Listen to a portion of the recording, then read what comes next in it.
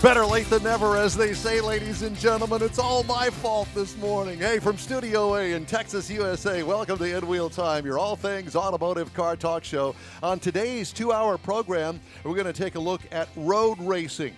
From the SCCA and weekend warriors to drivers, owners, race tires, we talk about all of it. We also have new vehicle reviews of the. Glad that you could join us today, and thank you very much. And pardon my button pushing over here, because obviously all the best laid plans of mice and men all went awry when Don Armstrong got involved. Yeah, we're all in trouble because we're not ready. And then when we're ready, Don forgot to push a button. No, I pushed the button the wrong way. God.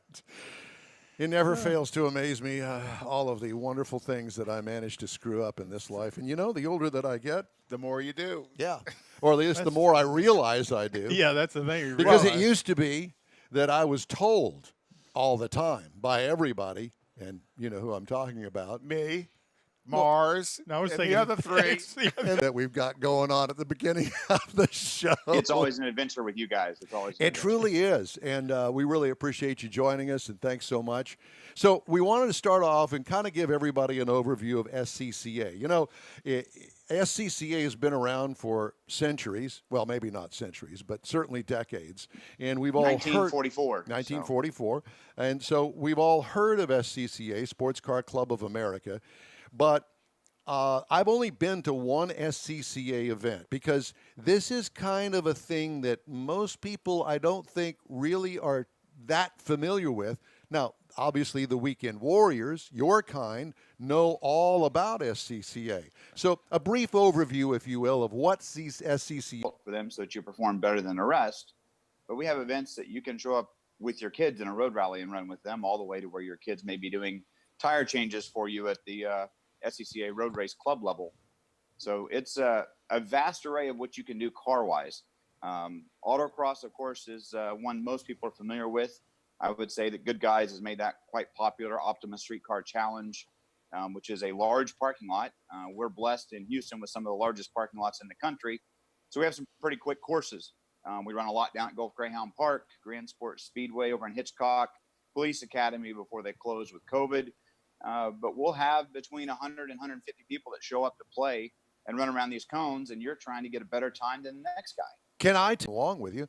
Am I correct? They're right. There are junior programs, but once you've got a driver's license, we pretty much trust you to go out there. We got a rookie program you would go through and actually teach you. We also hold 2 rookie schools every year, which is also brought to you by Tire Rack, which we'll be talking to a little bit later today, but is Street Survival. And it is a driving school that is geared at basically first-time drivers, 6 months to a year of driving experience. And then we bring you out, teach you what ABS braking is, teach you what the pedal is supposed to feel like, teach you how to steer while you're heavy on the brakes, and actually use the weight of the car to direct the car where you want to go. This is one of the bigger things that we do to try and give back to some of the teen drivers around the country. So, Richard, let's use my 2000. I have to sign up. Get a license? What do I need? It is literally just a process of signing up online, which is going to be houscca.com. And you sign up there for the next event. Our next one is June 20th. We're catching up, making up some events after all the COVID stuff. You'll be able to sign up online. You show up that morning at registration, check in. You would go through a tech line, get your car teched, make sure your battery's secured, all your lug nuts are there.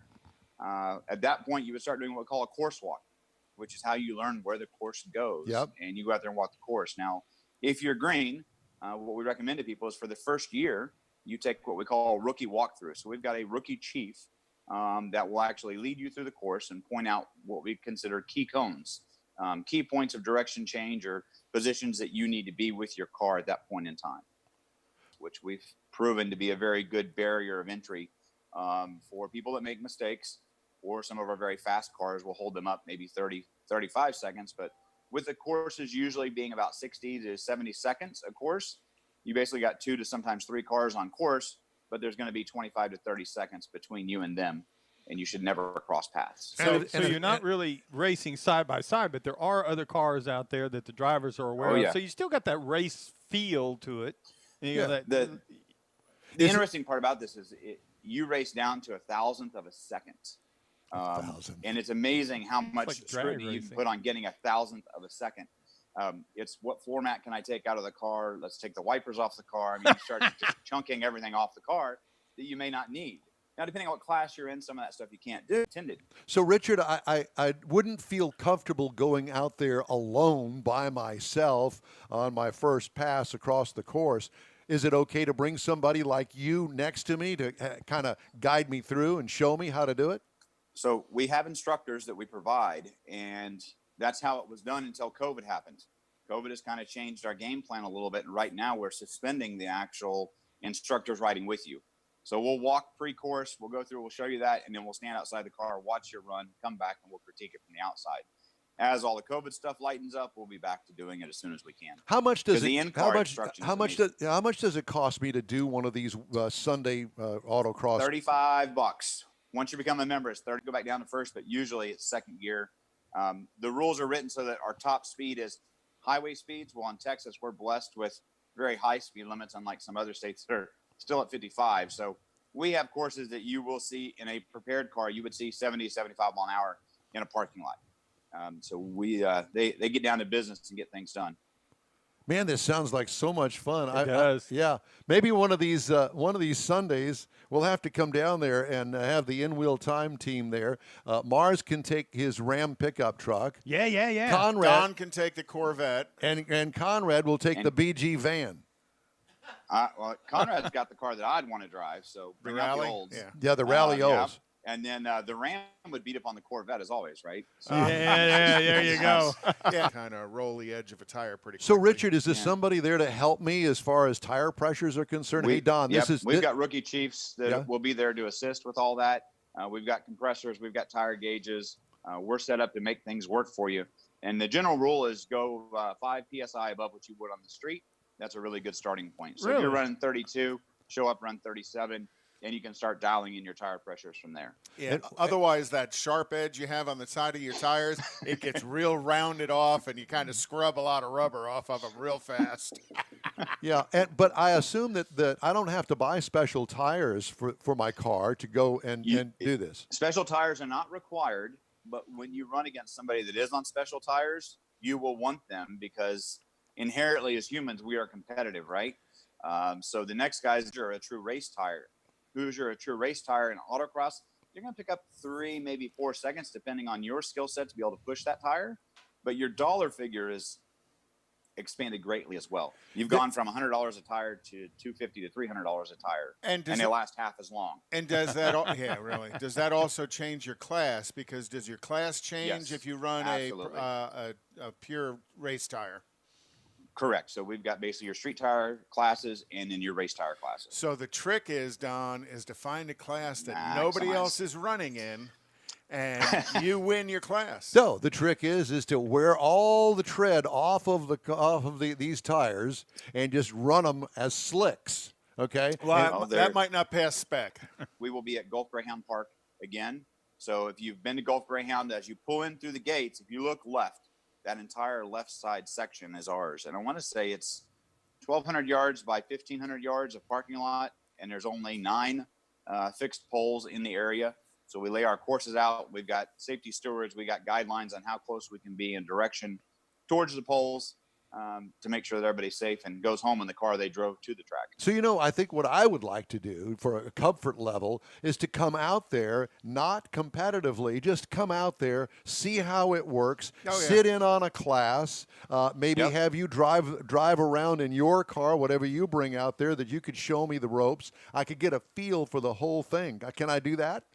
Absolutely. We can get that set up. That's not a problem. And anyone else that's listening that maybe wants to do that, drop us an email. The HOUSCC for something that they may not like, because some people just don't like it. Well, I have an open face helmet. Would that suffice or no? No, yes, we want a face on your helmet because we don't want to look at yours. No, but I mean, I have a motorcycle helmet, an open face motorcycle helmet. Would that work?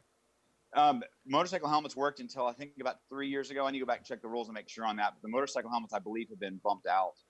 So it is an automotive helmet. So an SA 2015, 2020's come out next October. Okay. So all right. Well, we can get you hooked up.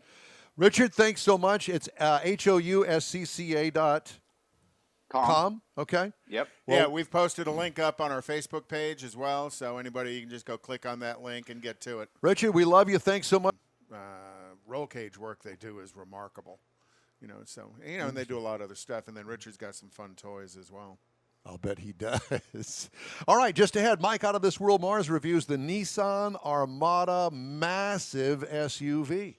And a reminder to please join us each and every Saturday for our live show, 10 a.m. to noon on Facebook and YouTube, and catch our podcasts on your favorite podcast channel. Don't forget InWheelTime.com, too. In Wheel Time continues after a quick break, but I'm not ready to take that break yet because guess what? I was so wrapped up in all of the things that I was doing to prepare for Richard. You forgot something. Yeah, I forgot to actually prepare for the commercial that we're going to play now. See, Man, I love I once sat for 3 hours in the cold rain to watch her soccer team lose by 18 goals. I love my kids so much, I once used a tube to suck snot out of her stuffed nose at 3 a.m. You win. Love your kids? Love them enough to make sure they're in the right car seat. From toddlers to tweens, visit nhtsa.gov/the-right-seat to find the right seat for their age and size. Keep them safe. Visit nhtsa.gov/the-right-seat. Brought to you by the National Highway Traffic Safety Administration and the Ad Council. A social distancing tip. While the CDC urges you to avoid close contact, like hugging or shaking hands, there are other non-physical ways to say hello. Wave, wink, use sign language, salute, smile, give the peace sign, throw up an air high five, do jazz hands. Remember, stay a minimum of 6 feet or 2 arms length away from others and stay home if you can. For more info, visit coronavirus.gov. Let's all do our part because we're all #AloneTogether. Brought to you by the Ad Council. Hey, thanks for joining us for today's In Wheel Time Car Show. Time now for the new car showroom. We have this each hour of our 2-hour program, and we kind of rotate, Mr. Mars and I, as far as who goes first. This week he goes first, and he's got the Nissan Armada SUV, big honkin' body-on-frame SUV. Big is the key word here. Now, this is a full-size SUV. The 2020 Nissan Armada, we had the Platinum. We had it in the 4-wheel drive. It comes as a rear-wheel drive. And there's actually 4 trim levels. You get the SV, the SL, the Platinum. And then there's a Platinum Reserve that steps up on top of the Platinum model. Get it up to 8 passengers, depending on how you configure the interior. And it's really a big, upright, tall-setting, muscular-looking vehicle. Got a big blunt nose up front with automatic headlights, fog lights. We've got dark chrome grille and door handles and the running boards. Got a really nice color combination going with all that. Lighted power side mirrors with the puddle lamps that are real cool whenever it's dark outside. Wife will appreciate those. Roof rails, got some side steps on it, like I say, that are the dark chrome. Had the power lift gate, because this is a big vehicle. That is a big lift gate back there. Power moonroof. We were rolling on some 22-inch optional wheels. 18s are standard, 20s, but with the Platinum level, you can actually step up to a 22. And how did it ride? I was very surprised. It ran really well on the 22s. Yeah, usually the 22s are a little stiff. Yeah, because of the rubber band tires on them. But this, you couldn't tell it was on it. It was more like being on the 18s or the 20s. It was really a nice ride. And on the interior, we had the 2-tone leather seating surfaces, had captain chair package. So we had the captain's chairs in the second row with the console, just like we did up front. Had an 8-inch center stack monitor where we had the Nissan Connect feature, had the family entertainment is where you're going to find all that. So we had 2 8-inch monitors that are mounted on the back of the headrest of the front seats. Came with wireless headphones, had a HDMI input, which I'm not really sure what you would use that for. USB I could see, but I'm not sure why you would have an additional HDMI. But either way, it's there. Conrad has his movies that he likes to play that we can't talk about. Anyway, go ahead. Yeah, you'd have to have a player for that and all that. That's the reason really what I was getting into. So, and it came with a 13-speaker Bose audio system, and it had 5 USB ports in this vehicle. 5? Some of them are getting down to where they've only got 1, but this one had 5, which I thought was wonderful, particularly when you start figuring in the back seat. And so up under the hood, to make this thing run, we had a 5.6-liter V8 engine. Now, this is the engine, 390 horsepower, 394 pound-feet of torque with a 7-speed automatic transmission behind it. Now, packaged like this, it'll tow 8,500 pounds, which is going to take care of most of your RVs and things. Now, the EPA says you should be looking for about 13 in the city. and you're looking at about 18 out on the highway. And combined, you're looking at about 15 miles per gallon. And the week that I had it, I was closer to 14 than I was to 15 by a long ways. But that's really what I liked about it. It was strong V8 power. Gives you a real confidence-inspiring driving experience because you feel like you're in control of your vehicle and you're in control on the road.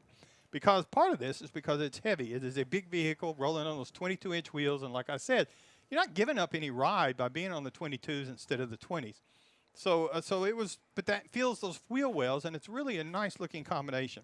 Now, if you're looking for something that you're going to compare this to, you're probably going to be looking at the Chevy Tahoe that starts at $49,000, quickly gets up to $62,700 plus. Get the GMC Yukon, one of the GM twins, at $50,600, goes on up to the $67,700. A Ford Expedition, it starts at $52,810. And goes way up past 70. The Toyota Sequoia, $49,980. So they're all kind of right there in that ballpark, $49,000, $50,000 to start with. But you can get a base SV model Nissan Armada for $47,100. You can do that. But the base Platinum, next to the top level, it starts at $63,530. Now, the MSRP as tested for the Platinum Edition Nissan Armada four-wheel drive vehicle that we were driving as tested was $71,335,000. And again, it had lots of nice little features that were added onto it.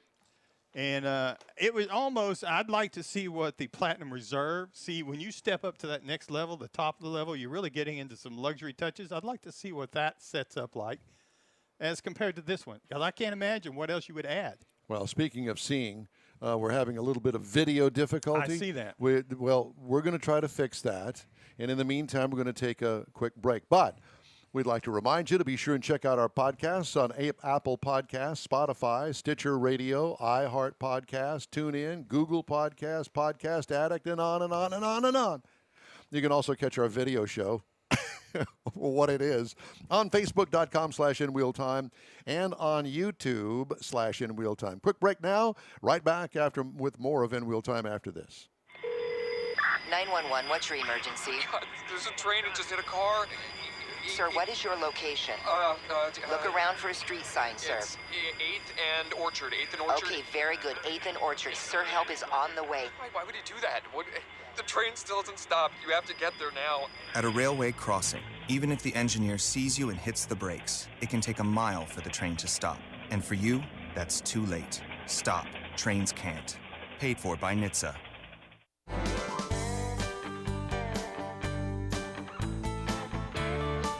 Yes, we know that our video feed is all jacked up, and we're trying to fix it. But in the meantime and in between time, we do have today's car calendar and the racing calendar. What would you like to start with? Well, let's start with the car calendar. Otto's Barbecue is still on hold.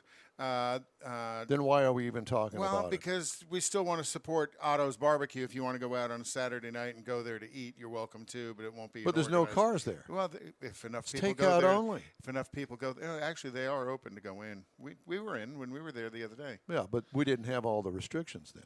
Whatever. So, tonight at 5 p.m. is Coffee and Cars in Beaumont over at the Serrato's Cafe off of East Tex Freeway. Also tonight is Barbecue and Music. Wait a minute. In Beaumont, the East Tex Freeway.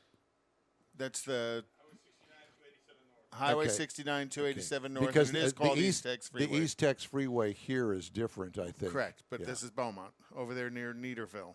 Everything's different over there. Everything's different. Okay. And then Cars, Barbecue, and Music tonight in Katy as well, and that's going to start at 5 p.m. The Kemah Car Meet starts at 6 p.m. down in Kemah, and then at Southland Bar and Grill on Stockland Road in Katy.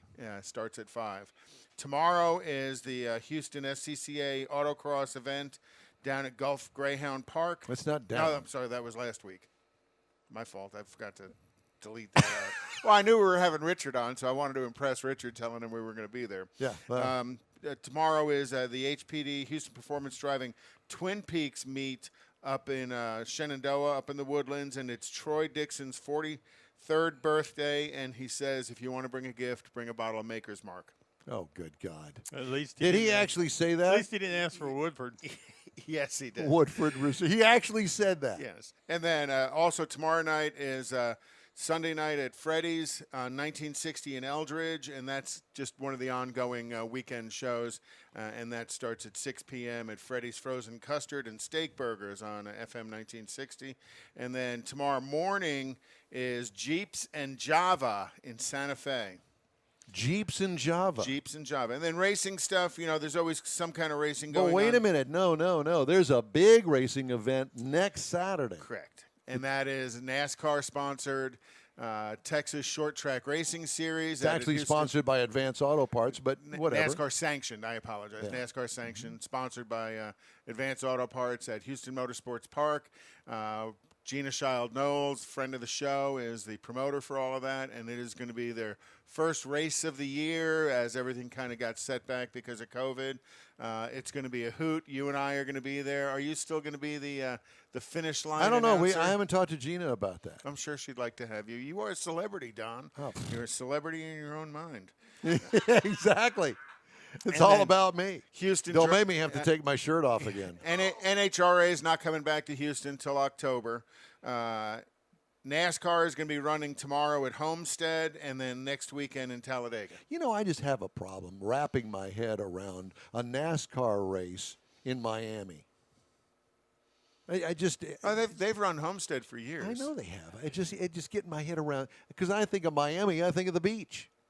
Oh well, yeah, IRL, yeah. Lots of other stuff going on, and IMSA starts July 4th, and they're going to be back at Daytona. So that's where all the road racing is. And actually, I believe one of our friends may be running there, who's going to be on the show a little bit later. Who? John Rawson. John Rawson. Oh yeah. We're going to have him Daytona from. right yes, now. yeah. We're going to. He's down there now. We're going to talk to him here in just a little bit. Is that it? That's you it. done? Okay. I'm done. Hey, if you'd like to share your car-related info, and all you need to do is send it to info@nwheeltime.com. Actually, you can send anything you want to info@nwheeltime. Well, almost let's not go anything that way. you want. Because Mr. Mars is the filter on that. And he has told me some of the things that you do send. So I would encourage more of that to fill up the mailbox. Don't invite George Skelton to send too much stuff. He's pretty I interesting. love George. He sends some of the best stuff, though. He sends does. some funny stuff, stuff you can share. There are, yeah, okay. We have John. John's ready to go? Okay, well, we're going to take a quick break. And coming up next, we're going to take you live to Daytona. Don't want to miss it. It's 4 a.m. Monday, and you're literally sucking baby snot through a tube because she's congested. Man, that's love. And if you love her that much, love her enough to make sure she's buckled in the right car seat. To make sure your child's in the right seat for their age and size, visit nhtsa.gov/the right seat. Show them you love them. Keep them safe. Visit nhtsa.gov/the right seat. Brought to you by the National Highway Traffic Safety Administration and the Ad Council. Howdy, we are your go-to award-winning car talk show in Wheel Time. Coming up, we talk with John Rawson from Apex Motorworks. Is that right? Yep. And he is all about road racing. That's happening down in Daytona. We're going to talk about the cars that are competing down there. So we're going to continue our theme about SCCA and road racing, that sort of stuff. We also have our Ram Tracks feature, an inside look into the Ram Nation and the stories making automotive news headlines this week. That's all coming up in this portion of our show. Howdy, along with Mike Out of This World, Mars, and King Conrad DeLong, I'm Don Armstrong. As a matter of fact, right now, why don't we just head on down to Daytona and John Rawson, Apex Motorworks. No, Pro-Am. I'm sorry. Pro-Am. Hey, can you guys hear me? Pro-Am. Oh, I'm sorry. Yes. Yeah, we can hear you. John, how you doing? I'm doing good, Conrad. How are you guys? Oh, Awesome. What? I can't hear you. The car's going by. Oh, look at that. Out there at Daytona. That's fun. Can you see it? Okay, I'm trying my best. I'm a first-time Zoom caller, so there you go. Rotate your phone 90 degrees so we see it in landscape, and then it gets us a wider picture. There you go. Oh, much better. All right. Thank you. So, Okay, how's it going, guys? well, good. And you? Oh, well, it's hot. It was raining earlier. We ran the first hour and a half of the day in the rain. Cleared out now. drying up, and everybody's going a lot faster than they were. So, John, I have to ask you, what kind of cars are running behind you out there at 1,000 miles an hour? I'm sorry, I can't hear you, Don. I'm sorry. Tell us what classes of cars are running out there, John. Okay, so this is the World Racing League, WRL, and there are 5 classes of cars. The fastest is called GTO. That's for like Porsche Cayman GT4s, BMW M2 competitions, stuff like that. Really fast, high-dollar cars. Our car is an older M3. It runs in the next class down called GP1. There's GP1, GP2, GP3, GP4. They're all power-to-weight based classes. So just sort of depends on how much horsepower you got and how much you weigh, and that's where you end up. And how is this in the restart of all of the pandemic and stuff? Is this kind of their first event since the? Yes, it is. Yeah, so we actually did their last event right before the pandemic started. That was at Barber Motorsports Park. And then the week later, they started all the lockdown, and this is our first race back. They had to cancel, I think, 2 or 3 events in between. But this is our triumphant return to racing, and it's a lot of fun. We do have to do a few extra things for the COVID. We have to wear masks when we're not in our pit stall. John, I need you to hold that microphone up to your mouth so we can hear you better. But it's been pretty trouble-free. John, we need you to hold that microphone up to your mouth so we can hear you a little bit better. Okay, can you hear me now? Yes, much better. So with this, is WRL going to try and get their whole season back in, or as they compress it into a shorter period of time, or what's their plan? I think their plan is to hold all the rest of the events as scheduled, based on the tracks, and when if the tracks are going to be allowed to host events. So I honestly don't know when the next one is. We're not planning to do another race until COTA, Circuit of Americas, in December. Okay. Hey, but you guys, it sounds like you get to all of the big tracks. You're at Daytona, you've been at Skip Barber, you're going to COTA. Are you guys going to be at Laguna Seca? I don't think we run there. Okay. We don't run at Laguna Seca, do we? No, we don't run at Laguna Seca. Because, I mean, it's fun to see that class of cars running at all the big name tracks and the history. It is. It's really, it's great for us amateur guys, that are paying for all this ourselves. We get to go race at the finest facilities. This place is amazing. And the staff here is super nice, very helpful. And yeah, we love it. We've been back. This is our 4th time to race here. And we're going to keep coming back as long as we can because it's so much fun. John, what kind of car did you bring down there? We have an older 97 M3 BMW. It's got a lot of neat aero stuff on it. So we're running pretty solid right now in our class. There's about 45 cars overall running, 14 in our class, and we're bouncing around between 2nd place and 5th place, depending on the pit stops. And is this a timed event or a mild event? Yeah, this is a timed event. It's 14 hours. Oh, my gosh. Yeah, we started at 9 a.m. We'll end tonight at 11 p.m. Eastern time. So, John, when you guys go to bed tonight, I'll still be doing stuff, running around here. Are you actually driving the car or no? Hopefully. Okay, well, very good. And I might want to mention the fact that if my memory serves me correctly, that straightaway that's behind you, John, that straightaway that's behind you is actually... I can't really hear Don at all. I can hear Conrad pretty good. That straightaway that we're looking at behind you is actually the finish line of the NASCAR track, and as they come to the end of that, they dive into turn 1. Because you guys are basically running the same road course that everybody else that runs major road circuits. Exactly. Yeah, we run the full road course here, just like the IMSA 24 Hours does in January. So on the back straight and the front straight, where you kind of hit max speed, what speed is your M3 running? Yesterday in practice, we hit about right at 150. Oh, wow. In our car, and today it's a little slower because of the rain, but it's drying off, so we may get that fast later on here in a little bit once the track's completely dry. And John, you are one of the drivers, right? You take a turn behind That's the wheel? right. Yeah, I've got 3 other teammates that we're all drivers and pit crew and mechanics and everything. So we all share basically all the duties, to keep this operation going. And do you find did you choose the M3 because you find it to be relatively trouble-free and doesn't require a lot of, other than the normal maintenance of tires and such? Knock on wood, yes. It's been a pretty trouble-free race car. We do have to do obviously quite a bit of maintenance. And, we bought it it was already a race car for a different kind of series. And we had to make some modifications to it so that it would run endurance races. We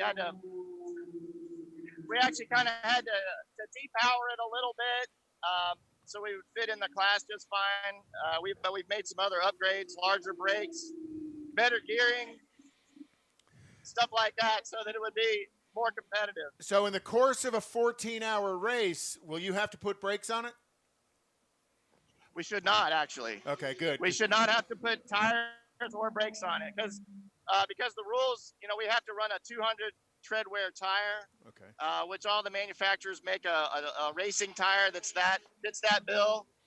But they are really long lasting. The series is sponsored by Hankook tires. We are not running Hankooks this event. We're running some Dunlops that we had already purchased prior. But, all the tire companies are really supporting this kind of racing right now. It's a lot of fun. So, John, let me ask you. So, there's 4 of you. How long do you sit behind the wheel when you're driving? I mean, how do you separate 14 hours worth of driving? Well, that's sort of it's hard to figure that out. We kind of figured that out on the fly. Our first driver is still in the car, so he's been in for 2.5 hours. Oh my gosh.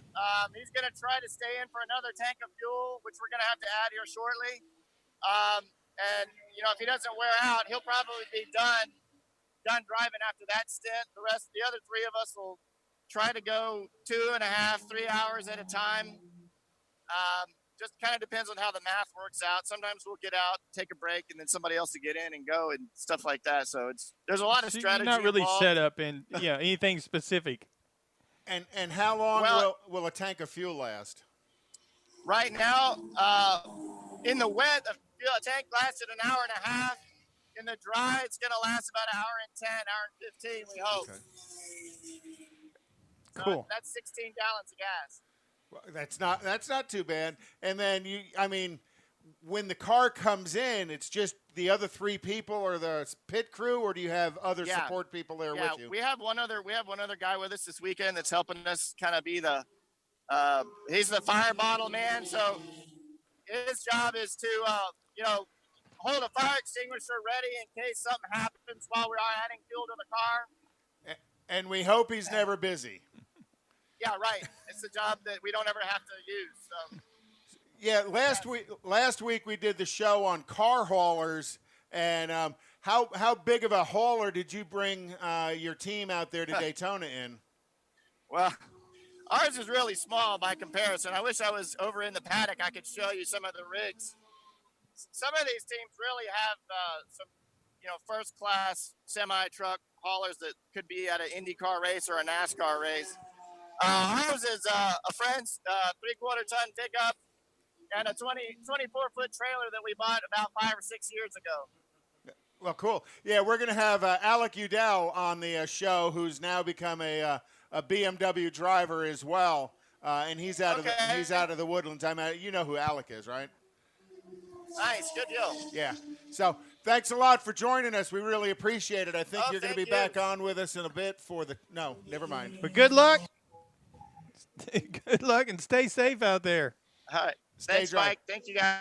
Right. Thank you. John Rawson with Pro-Am. I'm mistaken that he was with Apex, but That's Richard. Yeah, that's Richard was quick to make note that it was Pro-Am. Yeah. Thank you. So it's nice we have an active. And by the way, Pro-Am's over on Richmond Avenue here in the Houston area. All right, moving right along. Time now for our Jeep Trails features. In Wheel Time's look into the world of Jeeping. You know, as you move, things kind of change around here. We move into the summer months with COVID and everything, everybody trying to figure out how to social distance. But the Jeep lifestyle kind of leads to that because you're out and about, out in the wild, whether you're down at the beach, whether you're up in the mountains. I'm in the wild right now. Yeah. You're in the weeds. Deep. The wild of in-wheel time. Yeah. So one of the things you can do, if you're looking for someplace to go, someplace different, you can go out and you can go to Jeep.com and look at their Jeep Badge of Honor features that they have. It's under the lifestyle. And this is some trails that are set up around the country that you can go to. It's the map of the trail. It gives you some instructions how to get there. But one of the great things about this is you can go there, you can enjoy the facilities, and you can pick it up on your phone on the app. But you can also, once you're there and you've checked in and everything, you can collect a badge of honor, what Jeep's Badge of Honor. And this is basically, I've seen a guy that had 6 of these on his Jeep that he had been to different places, and it's kind of like a little badge, like in the Boy Scouts or something. I get a badge of honor every time I do this show. Yes, I give it to myself. A merit badge of honor. Yeah. So, and it's got different difficulties, level of difficulties for the off-road portion and stuff. So it's a way to kind of get involved and kind of keep track of some of the things you've done and then share it whenever you're with your friends. So Jeep Badge of Honor, go to Jeep.com and check it out under lifestyle. And don't a lot of those people put those badges on the Jeep as a conversation starter? Up on the fender, like up on the fenders. I've been there. That's exactly what it is. Yeah, been there, done that, got the badge. So to speak. Got the badge. This week in automotive history and inside the mystery garage coming up next on the In Wheel Time Car Show. We are all things automotive. When might you be buzzed? When you suddenly love everything. You guys, I love this song. I love these nachos. I love our kickball league. Ugh! I love this guy. What's your name? You know what I'd love? A ride when it's time to head out. If you see a buzzed warning sign, call for a ride when it's time to go home. Buzz driving is drunk driving. A message from NHTSA and the Ad Council. I love your car. Is this real leather? A social distancing tip. Putting distance between yourself and others is critical to slowing the spread of coronavirus. So here are ways to stay in contact without the physical contact part. Call, send a text, set up a video conference, post on social media, dedicate a song on the radio. If you have symptoms of fever, dry cough, and shortness of breath, call your healthcare provider before going to their office. For more info, visit coronavirus.gov. Let's all do our part because we're all #AloneTogether. Brought to you by the Ad Council.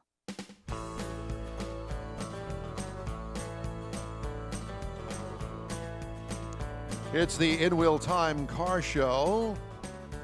It's your all things automotive weekly car talk show. We are live on YouTube and Facebook each and every Saturday, 10 a.m. to noon Central, and we hope you'll join us. Thanks for riding with us today. And right now it's time for the Mystery Garage. And if we have that wide shot, you know, can you show this this back here? Well, no, that's fine. I was going to say, because we started off with going, all right, what are we going to make this? And we're going to make this the Mystery Garage. So every week we kind of take a look at what's in the Mystery Garage. Or somebody's garage. No, it's the Mystery Garage. Mystery Garage. Yeah, it's the Mystery Garage. Now, I have to tell you that this week's Mystery Garage comes to us from Hemmings. And let's go ahead and take that tour, shall we, Jeff? This is a 1,400 square foot place here. We kind of looks like it's full of British cars as well. I see. Yeah. This basically is a 3-story garage barn combination. This is up in the Northeast. And again, I took this from Hemmings. They send out a little thing every day. Oh, yeah, I get it. And so this was one, a guy up there. He's got a Victorian-style house outside of Boston built in 1894. Now, the garage was built a little bit after that, but the barn part was part of the original garage, which is standard wood frame 2-car structure. The second floor is where he kept his bigger spare parts. But, you know, storage is very important, especially when you've got a two-car garage. And we're going to show you some bins that he had set up. You know, you can buy the shelves that, Lord knows I've got plenty of them around here, really cheap. And you can buy them at Home Depot, whatever. They come with a particle board shelf, but we found out that in today's moisture-laden Houston area, particle board turns to mush. Well, it does, and it sags if you Before it turns to mush, it gets yeah. soft. Lots of things sag when you get old and wet. You would know about the wet part. I don't know. It's just a humid room here, Don. That's what it was. Well, so, he's got a pretty interesting collection of stuff there. I see BMW 2002, some MG stuff. But I wanted to point out the fact that plastic tubs like that you can kind of see through. Those are cheap at Walmart, and the shelves are really cheap as well at Home Depot. And you know, it makes retrieving parts really easy when you kind of compartmentalize everything. I wanted to make that a point. In the next photograph, the 26-foot area has the workbench on it, and you notice that he's kind of split up his workbench, so he's got the top part of the tool chest on the workbench, and the roll-around is next to an actual parts cabinet over there, the bright red one. And the sandblaster in front of him, or the parts cleaner in front of him with the Cooper Tire sign on it. Yeah, and this is a working garage, but you know what I really like about this? I love the wooden floor. Yeah. And that just really kind of makes it. Clearly, he has sanded it. He's fixed it all up. But you'll notice as well that underneath the cars, he does have an impermeable pad down there. Yeah. So he doesn't get oil soaked. Yeah, you don't want that oil soaked stuff. No, we don't do any of that. Now, as far as lighting is concerned, cheap. These lights that I have in here in Studio A, I bought those, and they were about $12 a piece. Actually, at I remember Home Depot. you called me when you were buying them. Yeah, and these are LEDs because I used to buy fluorescents, and what a total pain. But you know, I'm old school. Now, this particular garage, not insulated. However, with 5 months of really cold weather up there, it's too much to work in the cold, and he's working on getting a heater in there. Well, and too much wood and open flame heater probably wouldn't be a good mix. No, but you'd have to do your homework on exactly what kind of heater you wouldn't want to put a floor heater. Well, I'll be honest with you. He's got the garage is full of British cars, so he's used to not having any heaters. Probably half of the electrical system doesn't work either. Oh, sorry. There's all of that. I remember the 1975 Chevrolet Monza that I had just purchased from Richardson Chevrolet. And I was taking a trip up to Dallas right after I bought the car, and it was cold outside. I was going to a bowling tournament of all things. And guess what? The heater didn't work. The heater didn't work. Oh, gosh. All the way up there, all the way back. Blankets galore, but it still wasn't enough. Well, he's got a cool little collection of Triumphs and stuff in there, including a couple of them in projects. I saw that garage, and I thought, this has got to be the mystery garage this week. Okay, enough of that. Hey, if you're a member of a car, truck, or Jeep club, we'd like to put your bunch in our car club spotlight. All you have to do is shoot us an email with the contact information. That's info@inwheeltime.com. Time now for This Week in Auto History, and Conrad has that. So Alice Hoyer Ramsey, a 22-year-old housewife in 1909 and a mother from New Jersey, became the first woman to drive across the United States with three female companions, none of whom knew how to drive a car. Insert comedy line here, because to this day, there's still an issue with it. In 1939, Scottish race We're car... going to get mail on that. Send it to info@inwheeltime.com. Yeah. In 1939, Scottish race car driver Jackie Stewart was born. In 1947... Is he still alive? Yes, he is. Is he? And he's still... Well, Formula One's kind of down Didn't at the he moment. get fired from the Indy 500? Not that I recall. Well, no, but the whole... You mean as far as an announcer? Yeah. I don't remember that he got fired, but the announcing changed away from ABC and went to somebody else, and he didn't go with it when that happened.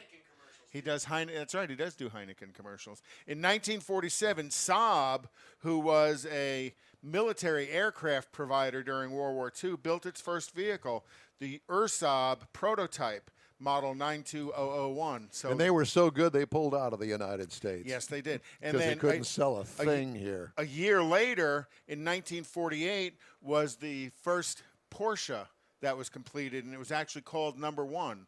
Ferdinand Porsche built his own car in this little sawmill in Austria. Didn't I read something recently about that car being found? Oh yeah. They have that car in the museum. Okay. And then in 1952, Maurice Ali, a chief engineer for Corvette, had completed the first chassis codenamed Opel that became Opel. It became the 1953 Corvette. The prototype Corvette, the chassis code name was Opel. I have never heard that in my entire life. Ford Motor Company formed its styling. The chassis name. Well, yeah. Okay. the So we're going to prototype name the prototype chassis Opel. Ford Motor Company in 1954 was the name that they had introduced the Edsel. Now, the Edsel didn't come out for a couple of years and was a complete bomb. In 1962, It was ugly. Well, yeah. Well, it was advanced for its day. Oh my God! There have been some uglier cars since. Remember the Pontiac Aztek? Vividly, thank you. I didn't want to. In 1962, on this day, Credit Suisse opened the first drive-through window at a bank. So I thought that was an interesting piece of automotive information. In 1967, A.J. Foyt and Dan Gurney were the only All-American team to win the Le Mans 24 Hours, and they were driving a Ford GT40. I didn't know that Foyt was part of that. I'll be. And then in 2006, the animated film Cars was released from Pixar Studios, and it roared into the theaters across the United States. And Cars was the first ever Academy Award winner for Best Animated Feature. I'd believe that. What a great movie that was. Cool movie. And when you really see the backside and read to all of the characters that were voices of the car, Paul Newman was a voice in that movie. Tow Mater. Well, that was he's still Larry the Cable Guy. But the Hudson race car was Paul Newman. Was the voice of it. So a lot of very famous voices in that show. Hey, you're watching the In Wheel Time Car Show. We thank you for riding along with us, and we're going to have today's automotive news stories right after this. Texas Truck Works is your go-to truck customizer. From mild-to-wild lift kits, custom wheels, and steering and handling enhancements to the best personal and commercial wraps, Texas Truck Works delivers. Let Texas Truck Works founder Scott Stevens help you get the most out of your truck or Jeep. Texas Truck Works has decades of customizing experience, including power adders and complete engine swaps. Let the Texas Truck Works team design an upgrade plan that fits your budget. Get truck attitude today at TexasTruckWorks.com. GTG, BRB, OMW, be there in a few. You may think that these kinds of texts are fine because of their length, and you can easily send them at a stoplight. But no, answering one text can take your attention away from the road for 5 seconds. And traveling at 55 miles an hour, that's enough time to travel the length of a football field. Make good decisions. Don't text and drive. Visit StopTextStopWrecks.org. A message brought to you by the National Highway Traffic Safety Administration, Project Yellow Light, Noise, and the Ad Council.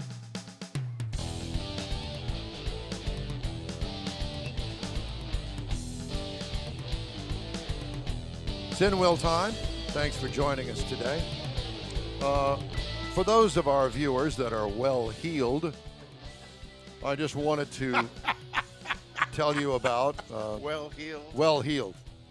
Did you like that? Yes, I did. I don't know where these things come from. But anyway, Bentley Motors Incorporated is recalling more than 6,000 vehicles globally, including 1,900 of them here in the U.S. over a leak in the fuel line quick connector. Oops. Vehicles are the Bentayga V8 SUVs. What are those? That's their couple of million? Yeah. They were built between January of 2018 and March of 2020, mostly for the U.S. market. The recall components in the vehicle are the fuel system, gasoline hoses, lines, piping, and fittings, according to National Highway Traffic Safety Administration. They'll rename it to the Flaming Spur. If a leak occurs, there will be an odor of fuel and a risk of A thermal event. Steve Apking's watching us, and Steve Apking knows what thermal event is. He's one of the engineer friends of mine up in Detroit. Fire. Fire. Fiat Chrysler recalling 27,000 hybrid minivans globally, about 22,580.1 of them in the United States, because of a 12-volt battery connection might pose the risk of a thermal event. Recall is limited to Chrysler Pacifica hybrid minivans from the 2017 to 2020 model years. Quote, unquote, out of an abundance of caution, FCA said, it is asking customers to avoid parking their vehicles inside buildings or structures. It also is advising customers to not park near other vehicles or place wet items or liquids that may spill in the second row seating area. So they want you to socially distance your s'mores-making flamethrower.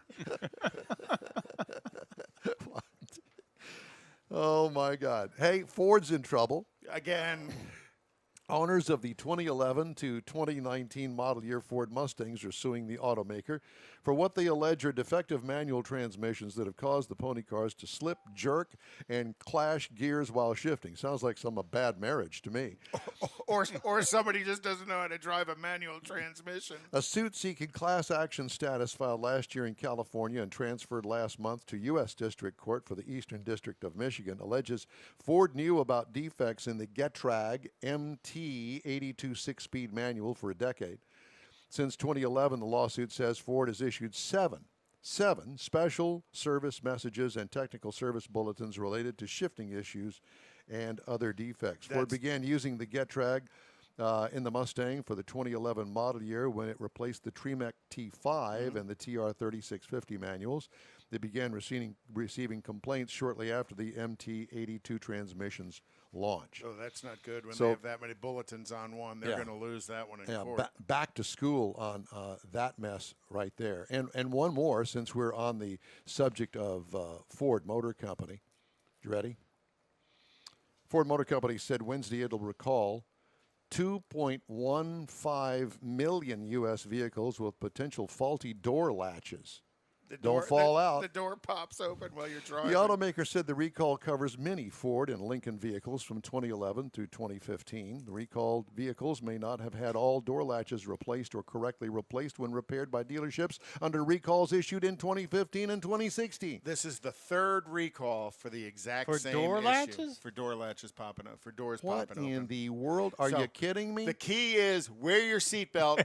Otherwise, when your door flies open, you're going to fly out with it. Well, Ford also recalled 344,000 F-150 pickup trucks for a fluid leak in the brake master cylinder. Oh, really? Yes. No, well, I was not aware of that. Lots of stuff. So the key is at least every other or every third month, go to www.safercars.gov, punch in your vehicle serial number, and see whether or not your car is involved in a recall. Because if you look at these door latches on the Ford, they're recalling it now for the third time. So you may have had the first one and the second one done. Now it's time to get the third one done. You already know where to go.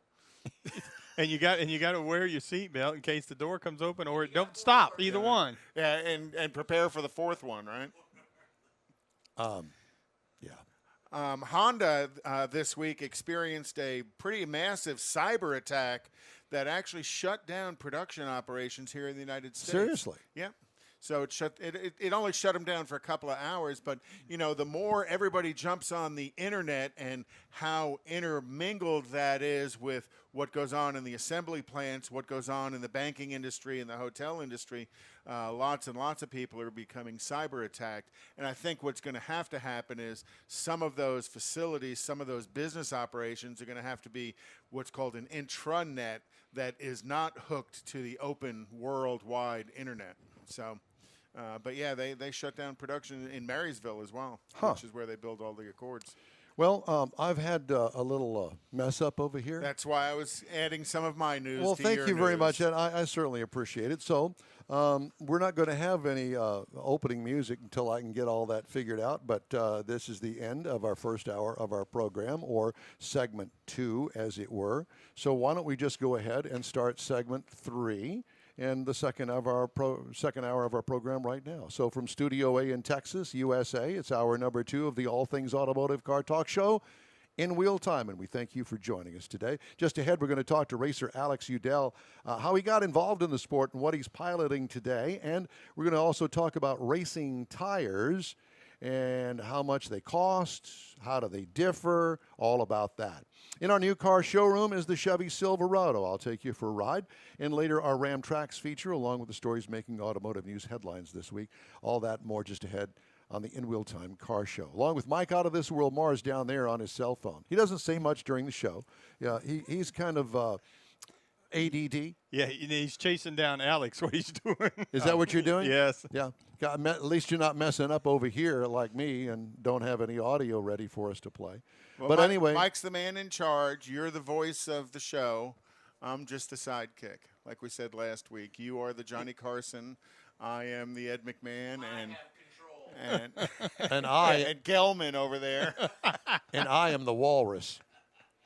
All right. Boop, boop-be-doo. Yeah, so while you're chasing down Alec Udell, I'm glad that you're chasing him down. Do we need to wait for a little bit, Mars? Yeah, before we go to him, do. we might want to get him on the air first. Oh, okay. Well, I can't do any of that. I have no control over that. That's over there on that side of the office. This is the talent side of the office. This is the garage over here. Yeah, this is the talent side. I'm glad I'm over on this side because Are I'd you- like to spill. Conrad's trying to I'd like to stay spill some on of that both talent. sides. Spill some of that talent on me. You know, I wish that you could have been witness to the conversation that we all had before we went on the air today. That's the subscription to the show. We're going to get paid for that because that goes a little off color sometimes. A little? You have to check your age. Yes, it'll have to be 18 and over. Actually, 21 21 and over. Yeah, they were the 18-year-olds now. Some of those are still in high school, like I was. Well, you were in. That's the hardest 7 years of your life was the 6th grade. It truly was. So anyway, our show today was supposed to be about road racing, SCCA. We talked to Richard Tomlin. We've talked to John Rawson. We've been down to Daytona. We've done all of that. And we were going to try to move it along to Alex Udell Racing. But, he's racing. He's not into any of this Zoom stuff. Oh, actually, he is. I follow him on Facebook. Well, how come he's not on with us? Well, he's coming on with us. You think? Yeah, because he's pretty active on his social media and stuff. We're drawing blanks on him right now. No, we're not drawing blanks. He's just not on. He's not answering. No, okay. he's not. We'll get it figured out. He's a Woodlands, Texas young man who just graduated Clemson and has run in some of the clubs. We've talked to him before. We've had him on the show Yeah. in studio Yeah. in the past. Right. And quite a successful race car driver, and is now currently driving for Team BMW. So he's driving for the factory BMW team. Really? Oh, yeah. So he's really elevated himself. I remember when he was on last time, he wasn't real sure where he was going, and I would say a little coy in saying what was – I imagine this was in the works at the time. And, yeah, he's landed a full-time ride with – well, full-time during the COVID is nothing. Yeah, that's not saying a whole lot right now. But a full-time ride with BMW. Speaking of that gives us an opportunity to talk about next week's program that we're going to have live here at this time, this juncture in the day between 10 a.m. and noon Central Time. And we're going to talk to the folks that are really the movers and the shakers, if you will, of the Houston area we're going to talk auto racing, car shows, all of that sort of stuff. So Mars was unable to get one computer working, so now he's taken over another one. And No, he's got it working. He's just trying to call in all avenues of calling that he Well, can. it's okay because I thought, if worse comes to worse, we could certainly talk about next week's show. But we're still on this week's show. Mm-hmm. So I brought a little something to the program.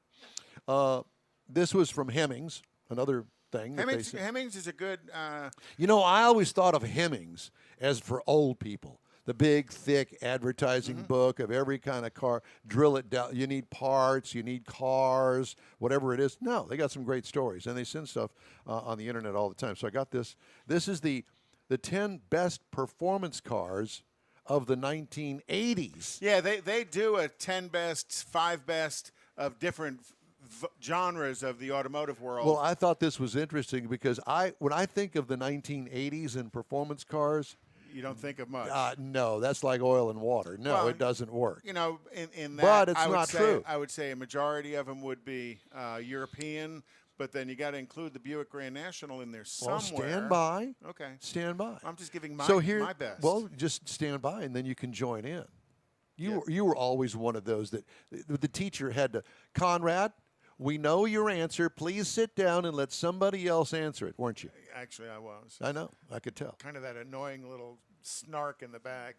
Snark? Oh, yeah, because I'd usually have something snotty to say as well. Yeah, and guess what? Nothing I has still changed. do, right? Yeah, but you can't send me to the principal's office. No, not yet. Well, I'll find the principal. She's next door, actually. My high school principal just passed away at 95, John Sarkeesian. Okay, well, John. Rest in peace. So, top 10 best performance cars in 1980s, according to Hemmings. The 1983 Volkswagen Golf GTI. Oh, I would totally agree with that. Yeah. Kind of a segment starter of the hot hatch. Yes, it was, actually. Yeah. And actually, that car started much earlier, actually in 1976 in Europe, but it didn't come here to the States until 83. Thought that was pretty interesting. The 1984 Ferrari Testarossa. Remember when it came out with the big rakes on the side of it? Flat 12. Yeah, well, I thought, wow, that is the cat's meow. And that kind of started that straking on the sides as it was transferred to all kinds of other cars as well. Yep, exactly. And a picture of Farrah Fawcett. 1985 Chevrolet Corvette. 85. Yeah. Well, that year, Chevy's engineers tweaked the suspension, installed new, more powerful engine, the 5.7-liter small block V8 tune port injection, rated at a whopping 230 horsepower. But at the time, remember, now we're talking 80s, that was big. You got to remember that was versus the 1984 Corvette, which had the Crossfire injection on it, which was just a nightmare. That was so when they went with tune port on the it. Crossfire. I completely forgot about that. They only made it for, I think, 2 years. But, so that's why putting the tune port on it. The 1986 Porsche 959.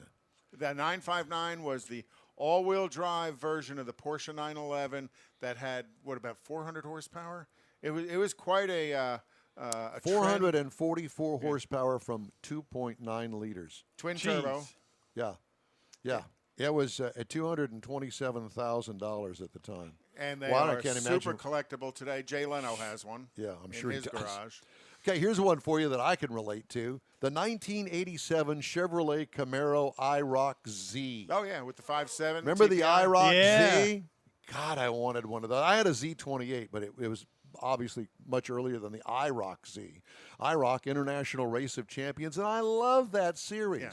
All allegedly identically prepared Camaros run by all of these famous race car drivers across different genres of racing. Right. NASCAR. Drag racing, road racing, Formula One, IndyCar. And I'll never forget the races that they used to have at Daytona in the IROC Z. And they always used to wreck them and blow them up. They weren't their cars. They didn't care.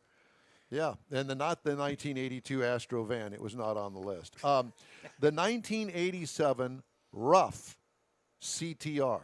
Rough was a tuner of Porsche products. So it was a 911 that Rough had done some major modifications to. I never heard of such a thing, and I started reading it, and I realized, well, because it was a Porsche. Not that I have anything against Porsche, but I don't know anything about Porsche. I know that they make great cars. Yes, they do. I've driven a Porsche at one time in my life many years ago, and it handled like it was on rails. 1987 Ford 5.0 Mustang. Well, that's the Fox body. That's correct the Mustang of choice by so many people back in the day and still today because it's such a lightweight car that you could put a ton of power down. So the 5-liter debuted in 1979. And but really, it wasn't until 1987 that it really got its act together. Well, I think it's because the fuel injection system, they finally got it Well, and they figured gave out. it an extensive Right. facelift in 87, and yeah. So, 1987 BMW M5. Okay. That was just when AMG was starting to work, starting to do dirty work. And BMW's M series was always their performance platform. Correct, the M5. 1987 Ferrari F40. Oh, well, F40, of course, yeah, but they didn't make very many of those, and that is basically a pure race car. And there's a couple of them here in town because I see them out at the meets. A friend of mine, Grady, actually owns one, and he's he's the president of the Ferrari Club here in town, or was the past president. At the of Ferrari time, Club it here was in town. priced at $400,000. Oh, it's easily $1 million car today. A twin turbocharged 2.9 liter dual overhead cam V8 making 478 horsepower at 7,000 RPM. Think about that, though. The car weighed only 3,000 pounds. 470 horsepower, and today, what, the Hellcat's 707? I know, but the this is Demon's 1980s. 940. Yeah, how the advancement of today's cars has as far surpassed the 80s. And finally, what you brought up, the 1987 Buick Grand National GNX. And GNX was the advancement of the Grand National. So the Grand National was a 3.8-liter turbocharged V6 that Buick put in their Regal body platform. Only 547 of them were built. They cost about $30,000 back in the day, packed with 276 horsepower, and were low 13-second cars at the drag strip. A V6, and it was actually faster than the Corvette at the time. Yeah, and prior to that, just the regular Grand National, it went from 200 to 235 horsepower. And the company that Buick had contracted to build the Grand National GNX was McLaren. Seriously? Mm-hmm. McLaren did the engine modifications. They did some of the body and suspension modifications as well. One of the coolest things about that engine was the turbocharger had a ceramic impeller as opposed to a metal impeller, which meant it was much lighter and it would spool up faster, so that power and torque happened at a lower RPM in a turbocharged car than it did in the normal Grand National. So very interesting. Yeah, McLaren was the company that they helped boost that. Well, all of that 1980 stuff is, to me today, kind of a blur. Well, yeah, kind of a blur, but it really wasn't at the time. Well, as far as cars are concerned. Yeah, you kind of went from the early 70s, and then things kind of went down. Oh, yeah, very much so. And my life, I don't even remember any of that. Just saying. It all went up in smoke. Yeah. Okay. But I would say pretty much everything you mentioned on that list, car people know those cars, and I would say to a large degree, most all of that would be considered collectibles as well. Some of it. Yeah, even though in the 80s there wasn't a lot of passion for cars, those cars were unique in the 80s. Well, it's all we everything else had was at so the gutless, time. right. And Yeah, remember, we were coming out of the 70s when horsepower in 1970 went from up here to nothing down on the floor. Well, that's when they went from a gross rating to a net rating. They also got all of the gas mileage crunch that we went through. Smog controls. Smog controls, all of that. You went from 11, 12 to 1 compression to 8.5 to 1 compression in 1 year. And what did Don Armstrong do? 1977, went out, actually 76, bought a brand new Corvette that had no horsepower. Timing. But it sure looked timing, pretty. it's all in the timing. And it was an L82 Corvette, and I think that the horsepower on it was rated at like 175. 175, 180. And I thought, wow, man, look at me. And today they've got, 4 cylinders that are putting out 300 horsepower. By the way, I got a chance to ride in the new C8 Corvette. I saw Craig this week. Oh, Did okay. you? And I told you that he bought one. Yeah. And so I got a chance to ride in one. And, when you're inside one, it's not much different than mine. I mean, it's a 2-seat sports car, except when you turn around and you look behind you and there's the motor, you're going, oh, There's the motor. Yeah, let me check the oil while I'm back here. And if you ever get to see one, I want you to look at the way that they did the glass, because clearly you have to have a rear view mirror, although it doesn't use the actual mirror. When you put it in reverse, a camera comes up on the rear view mirror. But you look back there with your eyes, and you see through a glass, and then you see the motor down below, and then there's the glass on the actual body in the back. And the top of the spoiler, because you really can't see much else besides the spoiler. Actually, you don't see the spoiler that much. Okay. But what you notice on the outside of the Corvette, if you're looking in from the outside, are vents back there for the engine heat to get out. Well, what happens when it rains? They've got this stuff arranged in such a way you can see right straight down, right into the engine.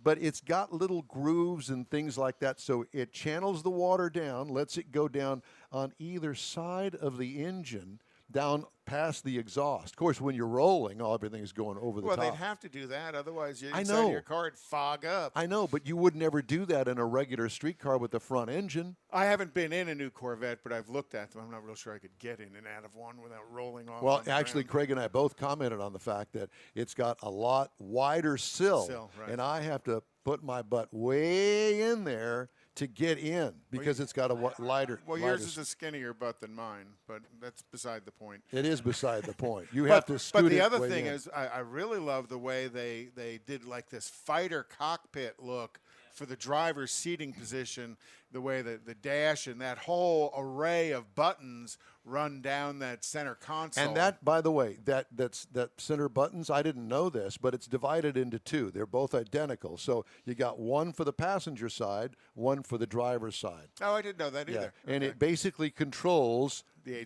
AC. That's what all that line of buttons is. One for my side, one for his side. Yeah, you're inside a car the size of a teacup, but the passenger has their own HVAC controls. But I will say this: what a kick butt car! Did he take it out and show you, have some fun with it? Yeah, yeah. I mean, not crazy, but it doesn't have a gobs of horsepower. It's got 500 horsepower. Yeah, that's not gobs of horsepower. We were just talking about these cars from 1987. That 400 plus horsepower was a wowee thing. No, but you can tell that this car is ready for a ginormous up in horsepower. And that's coming. And it's coming in the Z06. Hey, be sure and stay in touch with us all week long by following us on Facebook, YouTube, and through InWheelTime.com. Each and every week, we invite you to join us for our live 2-hour show, 10 to noon Central. We're going to have more of In Wheel Time and a jam-packed event calendar coming up right after this quick break.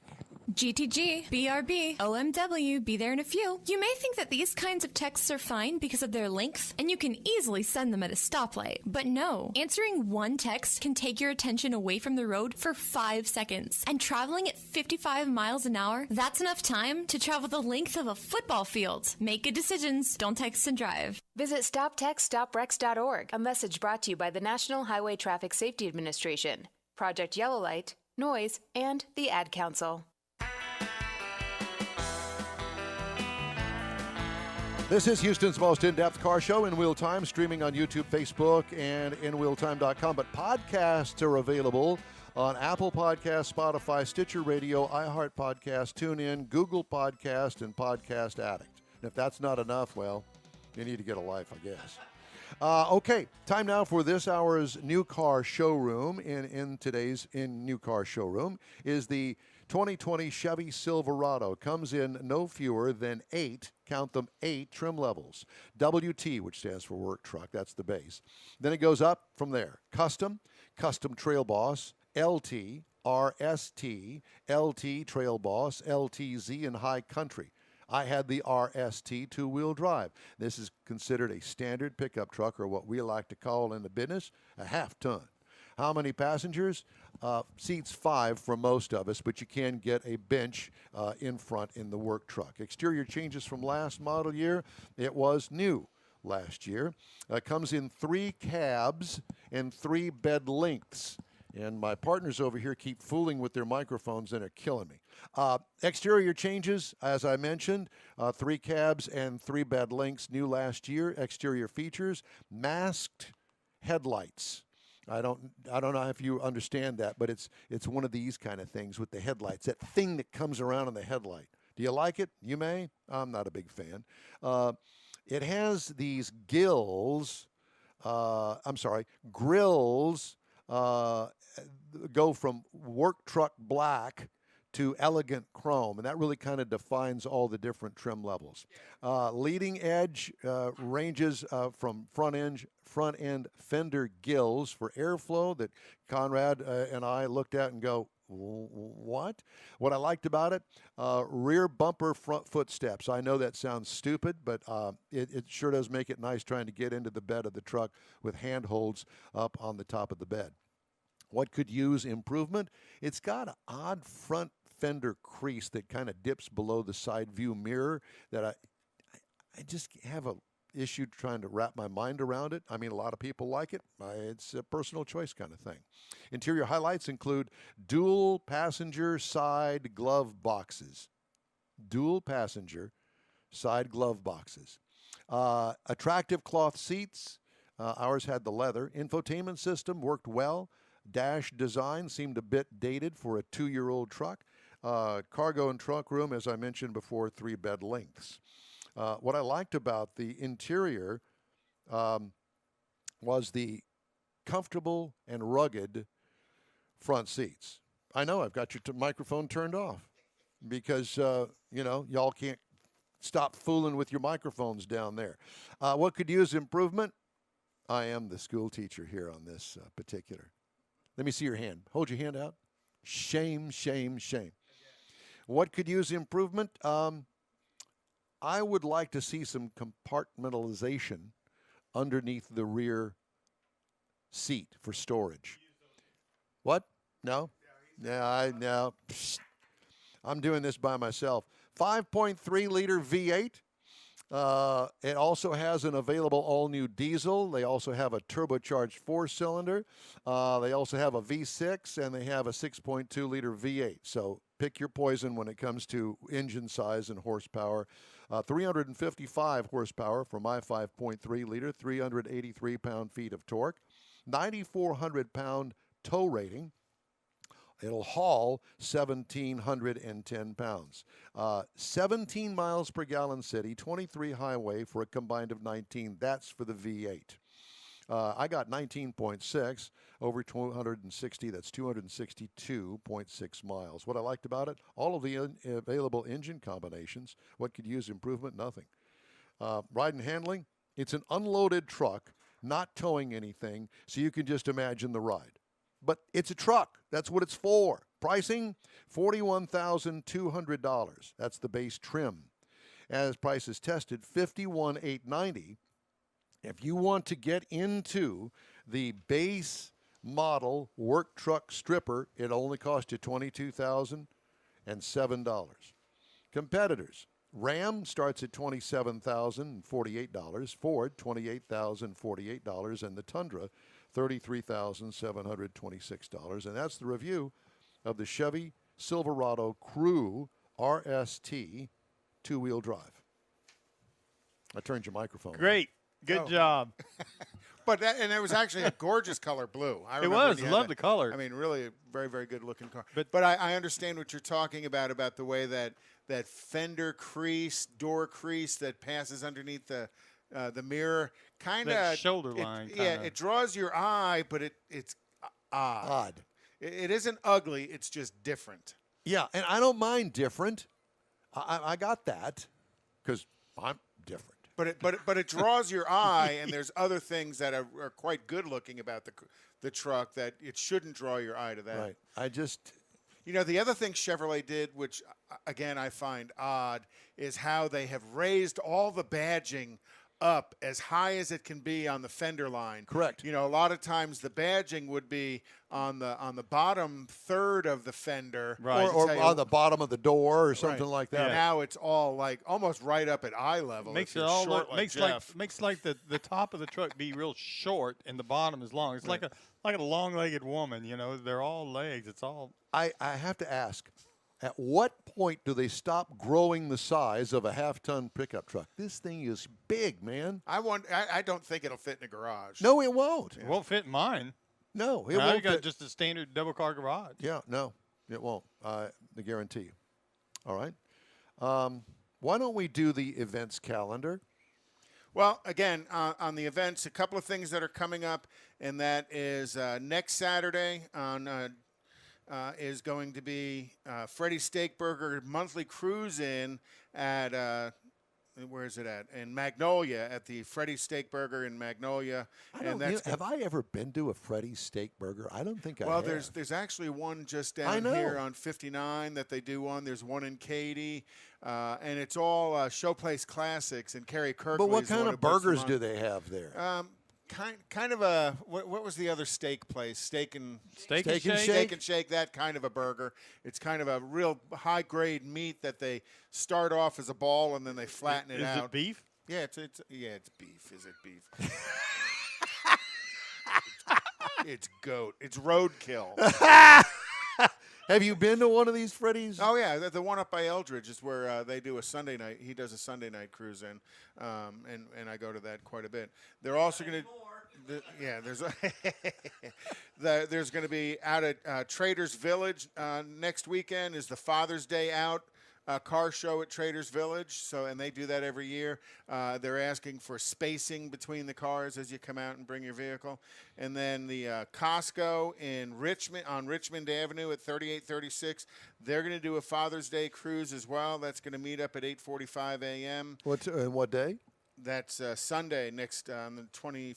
On Father's Day. On Father's Day, correct. Okay. And then on Saturday the 20th, there's going to be a Father's Day weekend show at Chambers Town Center in Baytown on the corner of I-10 and 146. And that's going to be a judged show. I think there's 36 categories. It's like $25 to get your car in, and they're going to have a judge show. Pretty cool. Lots of stuff coming up, lots of stuff to go do. I'm kind of waiting to hear from Stan. And it's all around the city. Well, I'm kind of waiting for you to call Stan and find out because I can't wait to get back to Tailpipes and Tacos. And we've had a number of folks have reached out to us through social media asking us what the status is. And we're like, we don't know just yet. Okay. Yeah. Well, we'll call him and figure it out. Okay. If you got a question or comment, shoot us an email, info@nwheeltime.com. Ever wonder what makes race tires different? Why can't you run them on the street? Maybe you can. We got that and more coming up next on the In Wheel Time Car Show. Texas Truck Works is your go-to truck customizer.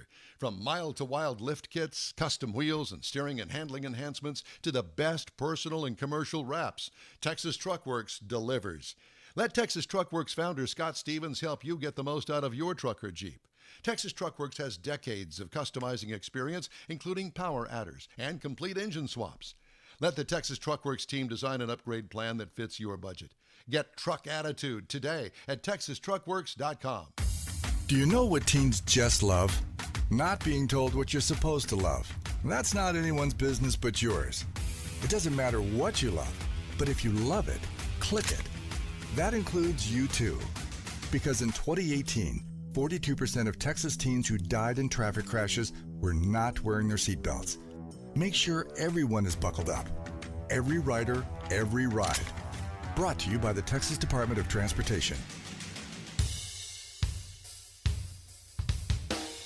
It's In Wheel Time, your weekly award-winning live car talk show. Just ahead, race tires. We discuss them. We also have our Ram Tracks feature and Conrad's Car Clinic, along with this week's automotive news. All along with Mike Mars down there drinking his Coca-Cola, and Conrad DeLong in his white, I like the Rally 350 shirt. Yeah, that's Bill Seitz.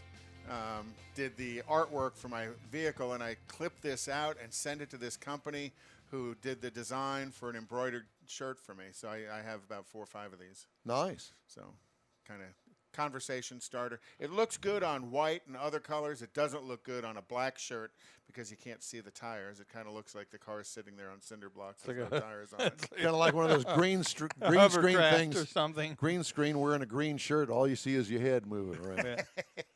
All right. So our theme today, we've been talking about basically road racing, SCCA style road racing. And I thought, how can you have racing and talk about racing without talking about what contacts the ground, which is really the final line when it comes to racing anything. Can make you faster than older tires. Yeah. So we thought we would get a hold of Woody Rogers. He's Vice President of Marketing at Tire Rack. And Woody, it's great to talk to you. No, he's not. Yeah. We're. Oh, you got to switch to him. No, I'm sorry. His tablet went down again. Well, we can probably get Woody. Woody can hear us. Can you hear us, Woody? He can hear us, but we can't hear him. So. Hang on a minute. Yeah, there we go. Yeah, we got you. All right, guys, I'm here, man. All right, well, good. Well, we're so glad that you are. We're having some technical issues with that fine switcher that we have over here, the video switcher. Mr. Mars is back over there. So we can't see you, but I guess we can hear you. Hear you. Yeah. I've ordered tires from Tire Rack multiple times. It's a great place to go to find what you need, but I've never ordered race tires from you guys. Well, I would imagine that it would be easy for racers all across America and all across the world to be able to get tires from Tire Rack. Is that right, Woody? Well, sure it is, and we very much appreciate all the business you guys have sent our way over the years. You know, we love partnering with racers. We love helping people have fun with their cars on the track at whatever level that is. You know, Tire Rack focuses on street tires, so we're carrying raceable and track-capable tires that are DOT marked. We are not in the slick business. That starts to get very, very specialized, and there are so many trackside providers that work hand in hand on that product.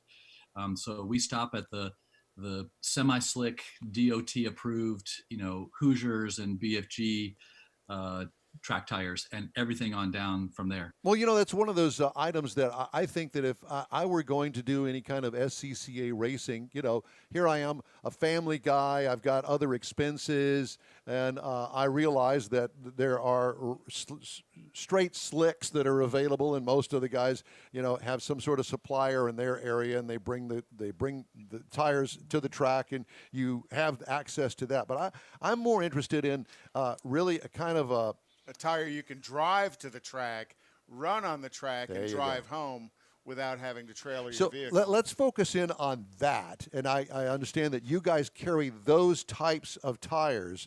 So what is your biggest selling brand when it comes to basically street/racing tires? Well, there are several tiers of that kind of product depending how serious you want to be about it. Do you want to focus more on the track side, or do you want to focus more on the street side? No, I'd rather focus more on the track side, but I can also drive it home and make it a street car as well. For sure. Okay, well, probably our largest seller there is a Bridgestone Potenza RE71R. We put that in a category Tire Rack calls extreme performance. So they're very track capable. They'll hold up. I know I use them on the endurance race car that I'm part of a team on. And we'll go 10 plus hours of racing on a set of those. Wow. So for the more casual track day guy that wants to drive his street car to and from, he can get a large part or all summer long of track nights, you know, like SCCA's Track Night in America. You could do half a dozen of those plus drive all summer long or more on just one set of those tires. Well, one of the guys that we were talking about earlier, he was running Dunlops. And, you know, from my little knowledge about Dunlop tires, I mean, they used to be a major player when it came to street tires, but they're also a major player when it comes to race tires that are streetable also. Do you carry those? Yeah, we sure do. It's the current model from Dunlop is called the Dureza Z3, and crazy wide range of sizes to fit everything from a small little Honda to a big muscle car or a big European performance car up to your, you know, big crazy 911 Porsche Turbo, whatever. Very popular. They wear really well. They drive well. And a big advantage of that Dunlop is the feel. So for someone who's not that hardcore racer, wants to balance things on the razor's edge, would rather have a more comfortable, friendly, more like limit approachable package, that Dunlop Z3 works really well for that. And that's a reputation that Dunlop has really kind of carved out over the years with their category. Well, I have to confess to you that I used to have a Corvair that I completely redid and put some nice wheels on it. And I was talking to my friend Jeff Zekin, who Sorry, we all I'm know. breaking up on you guys a little bit here. Oh, Seems like we're frozen. Don had a Corvair that he'd did a pretty nice restoration on and added some aftermarket tires to it. And Jeff Zekin, our tire guy here locally, had helped him chose a set of tires for that. And actually, we used the Dunlops that you mentioned. And they used the Dunlops that you just mentioned. Oh yeah, and that's and great John Ralston, they're in the World Racing League down at Daytona this weekend, and that's the guy who on track is actually using those Dunlops you just told us about. And I think he was saying they have a wear rating of 200, and they'll do the whole 11-hour endurance race on one set of tires. Right, and it's hard to imagine, those of us that have been in the sport for a while or going to the track, you rewind 5 years or 10 years, but even just 5 years, you couldn't get the performance plus the longevity out of the tires back then. So things have evolved so much. And a lot of it is endurance racing technology with slicks is definitely trickling down to the street tire products that you and I may go play on today. So again, that race on Sunday, sell on Monday aspect of this is also in the tire industry too. Absolutely. And the knowledge gained in the compounding, in the internal structure, you have 15 major elements, 35 individual components, 50 or 60 individual ingredients that make up a modern radial tire, whether it's a racing slick or a street tire. So the tire engineers have all these levers they can pull to put the package together and bake that sweet cake that we take to the street. And like I said, a lot of learning comes from the pressure of endurance racing and track racing for dedicated slicks. And it definitely trickles down to the street. Great things through chemistry, as we like to say. For sure. Yeah. All right. So that was Don's high school logo. Yeah, well, thank you for that. Yeah, back in the day, it probably was. So I have to ask you, do you have people there at Tire Rack that we can call and we can talk to and can guide us in maybe making a decision? Because there are so many variables out there. I want a tire that looks good. I want to have street racing. I want to have weekend road warrior type capabilities. But I also want it to ride well and give me some longevity as well. I mean, you got somebody to talk to there at Tire Rack? You sound like our typical customer. I want everything. Exactly. I want all of it. You know how that all works. Of course. I mean, a lot of people think of us as a website, and we have what we think is the best tire website in the industry. But Tire Rack's been around for 40 years. We have a massive staff of expertly trained people. There are test drivers when we go test tires during the summertime. So we have a great phone team that they can call and get a personal recommendation based on how, what, and where people are driving. And we can give them that recommendation. And so, okay, how does it work? So I call, I talk to you, we come to an agreement on a price and a tire. Then what happens? Do you ship me the tires? Do I wait for the UPS man? How does it work? Yeah, exactly. I mean, and not to make it too much of a commercial for Tire Rack, but it's a great feature that we have. We can ship that tire out to you. We reach over 85% of the population in 48 states in just one business day for shipping. So we have 10 warehouses spread around the country, and we can airdrop that tire into you, so to speak. It's there in the next day or two. We've got a list of over 9,000 partner independent installers around the country, shops that are very happy to get those tires installed for you. And so we can send the tires directly to that installer. We can send them to you so you can touch and feel them when they first arrive, and then you carry them to the installer, whatever you prefer. They'll get them on your vehicle, and off you go. Well, the nice thing about you partnering with installers, then you're pretty sure that the installer has the equipment to put on some of these high-tech tires today, because it's not the same old two big sticks and a hammer to get a tire on and off of a wheel. I mean, it takes some high dollar, $15,000, $20,000, $30,000 tire changers in today's industry to put some of those low aspect ratio tires on those wheels safely.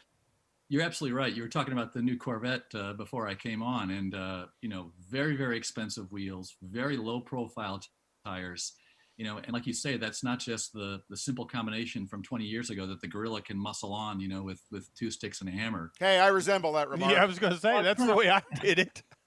We're not judging anybody there, but it definitely, it takes that specialized equipment.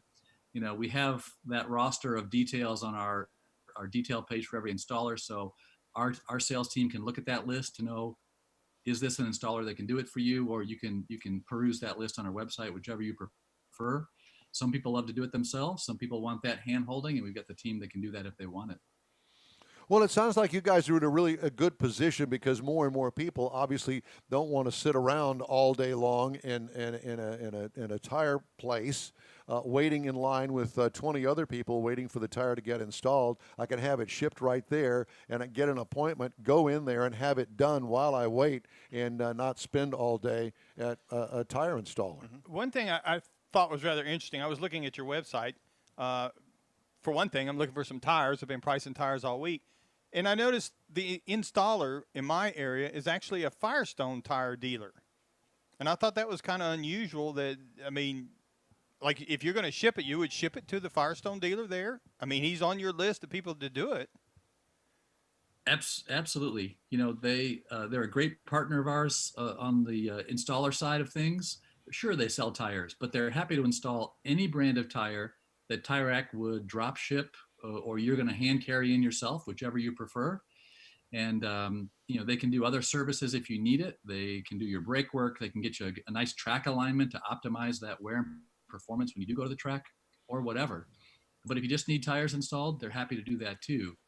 Another cool thing about the Firestone stores is in the last 90 days, as we've had COVID-19 kind of take over the world for us, they were the first to adopt a very extensive no contact process so you can get your tires installed. So they have an appointment system, they have curbside drop off, they have cleaning of your vehicle. In some cases, you can even sit in your car, so they don't even touch the inside of your car if you're worried about that. So they've been a great partner for us in getting things handled safely for our customers. Well, back in the day, the Firestone store only handled Firestone tires. Well, that was my first thought, because when I saw the Tire Rack and I saw, okay, they're going to ship it to me, I'm thinking, well, I'm going to go down here to Billy Bob's used tires and try and get him to put them on. That's what I thought. And then I saw Firestone, and then, this is a dealer my parents have done business at this location, several times, and I thought, how cool is this? But it just seemed a little unusual. Well, it's a new day, brother. It sure is. It's a new day, but they've been a partner of us. I'd have to look back. Over a decade, they have been, all of their stores across the country have been in our network. So they're a great partner of ours. And that comes to the point that we talked about these partners as well, is you have to find somebody who knows how to install the tire safely, not damaging the tire or the wheel. So Firestone's just a great fit for that. Absolutely. We also have a number of very, very specialized independent installers. So take a look if you have a very unique mark or you want to go to a specialist. We've got those kind of guys on the list as well.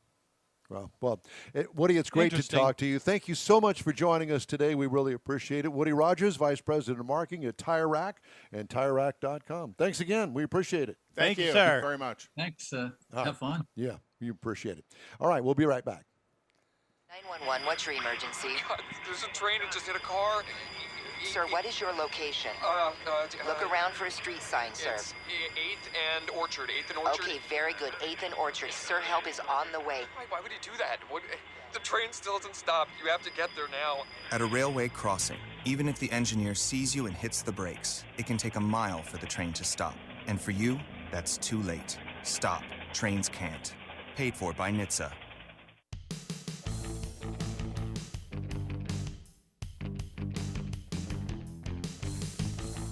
Welcome back to the In Wheel Time program. We appreciate you joining us today. We got another 15 minutes to go or so, something like that. We appreciate you being with us. And time now for this week's Ram Tracks. In Wheel Time's weekly look into the world of Ram trucks and the Ram Nation. And in response to a lot of things that's going on, Ram Trucks has done several limited edition, special edition vehicles over the years.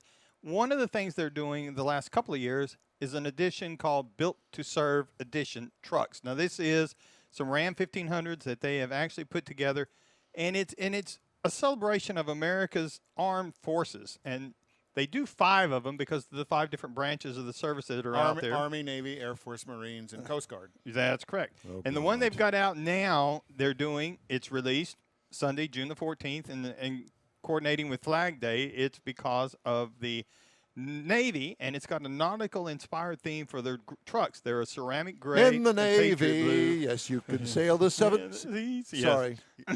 YMC.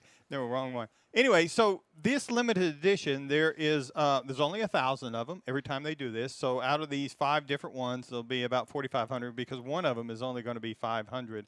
And they've got several different things, 20-inch wheels, body color wheel flares, all black grille with surround black bumpers, and the wheel-to-wheel side steps, and the dual exhaust tips and stuff. But they're all got their own special colors. There's several different features. On the interior, they all have on the seats, they have it emblazed with Built to Serve, and it's all a tribute to the armed forces if you want to get in on this. They're released occasionally. They had one last November. Now they've got one for June the 14th for Flag Day. The other 3 will come out during the year, kind of coordinated with special events. Interesting.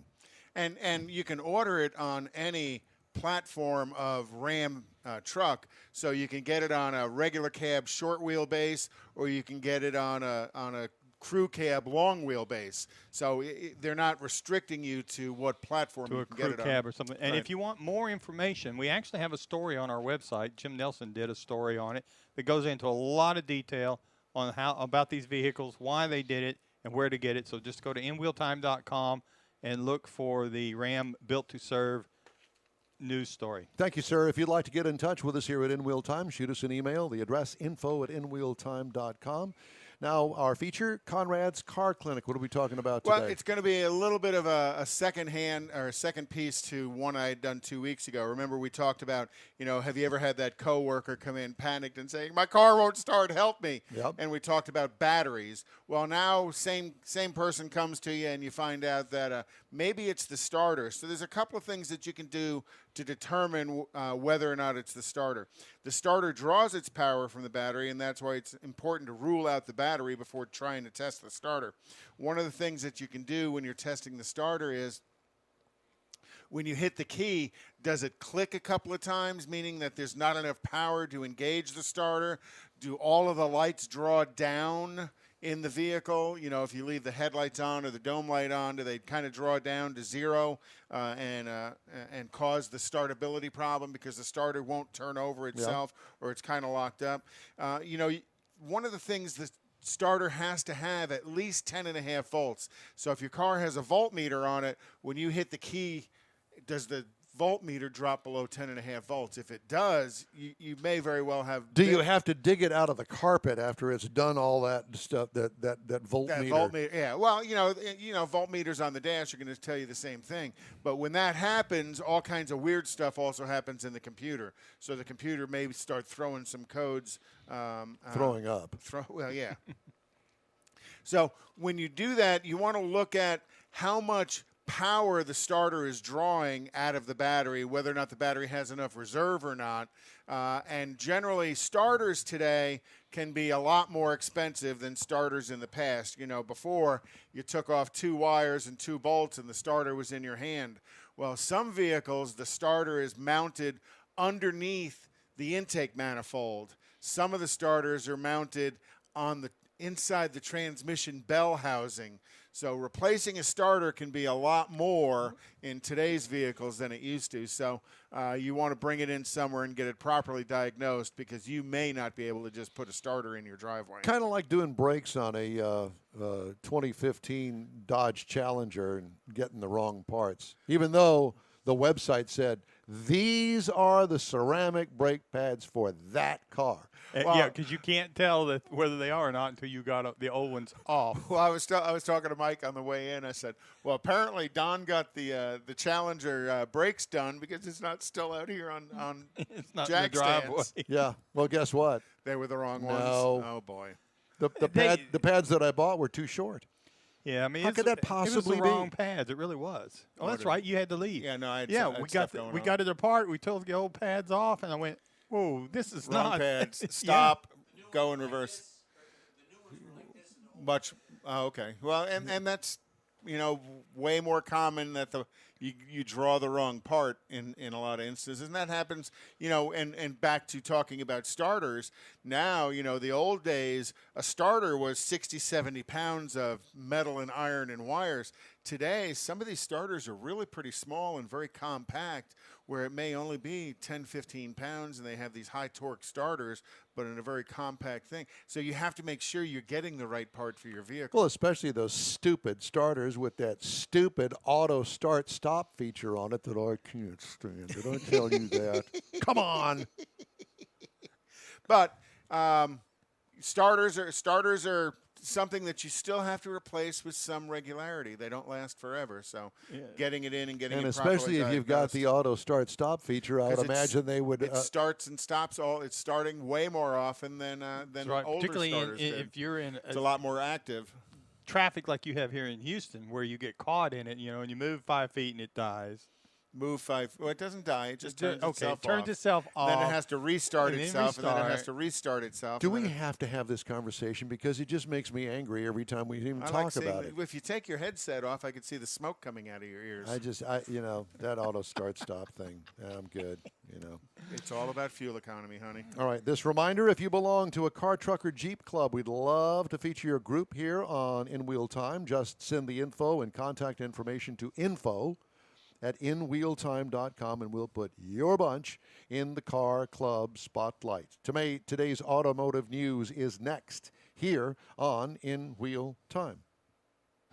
Uh-oh, Brad's buzzed. Oh, yeah? Yeah, he's starting with the woots.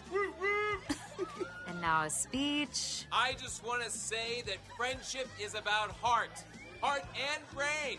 Who's with me? Good thing is, he knows when he's buzzed. And my brain is saying, when it's time to go home, somebody call me a ride. Love that guy. Me too. Know your buzzed warning signs? Call for a ride when it's time to go home. Buzz driving is drunk driving. A message from NHTSA and the Ad Council. A social distancing tip. While the CDC urges you to avoid close contact, like hugging or shaking hands, there are other non-physical ways to say hello. Wave, wink, use sign language, salute, smile, give the peace sign, throw up an air high five, do jazz hands. Remember, stay a minimum of 6 feet or 2 arms length away from others, and stay home if you can. For more info, visit coronavirus.gov. Let's all do our part, because we're all #AloneTogether. Brought to you by the Ad Council.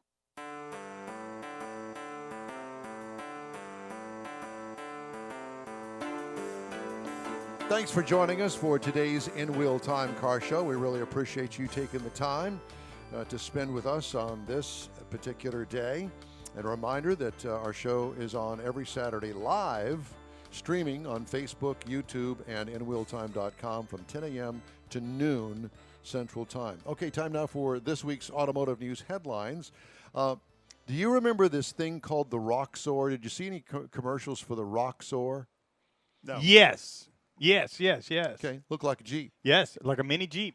Okay. Mini-Me. Fiat Chrysler Automobiles won its bid for an order to block U.S. imports of Mahindra and Mahindra Limited's Roxor off-road vehicles. Yes, I have. Now That it said copies the look of its iconic Jeep Wrangler. The International Trade Commission said in a notice posted on the agency's website, the commission upheld a judge's finding that Mahindra's off-road vehicle is a copy of the Jeep. It's a Mini-Me.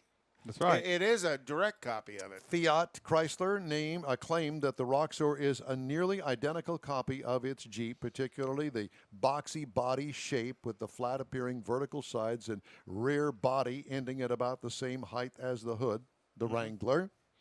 The 2020 vehicle, dubbed the Beast, starts at $16,599, nowhere close to the Jeep Wrangler. And, of course, Mahindra marketed it as a non-roadworthy vehicle, is strictly for off-road, but doesn't make any difference. As a UTV, but still, it is a basically duplicate of a Jeep. Absolutely. And while COVID-19 has slowed the $12.2 billion market for off-road vehicles this year, it's expected to rebound next year with the biggest growth in North America, according to analysts at StatView Research. The U.S. accounted for more than 60% of global off-road vehicle sales in 2018, according to Have they report. started selling that thing in the United States yet? What? The Rock? Oh, yeah. Yeah, that's the reason they filed the suit. I wonder if that's going to create an issue with the current owners as well. I'll tell you what. If I spent $17,000, I'm going to sue Mahindra for everything. $17,000. Exactly. Get my money back. Come on. Ford is reevaluating how much office space it needs for white-collar workers as restrictions put in place during the coronavirus pandemic are eased and employees return to workplaces. In March, Ford, General Motors, and Fiat Chrysler told salaried employees to work from home to prevent the spread of COVID-19. Ford brought back 12,000 salaried employees last month, and others have been told they can work from home until September, when they'll be terminated. Given potential workplace changes caused by the outbreak, facility consolidation, the number 2 U.S. automaker had already launched, could accelerate. U.S. companies are wrestling with who can work from home and how much office space is necessary. And if you remember our conversation with Mac DeLaw out of John Eagle Honda, he was saying, hey, this has changed everything. Changing world. Yeah, and there's no need for a dealership to have 5 acres of a lot space anymore. Don't need it, because now I'm going to take my potential buyer a car that they want. They can order it online and then take that car to their home, let them test drive it. We'll bring it back if you don't like it.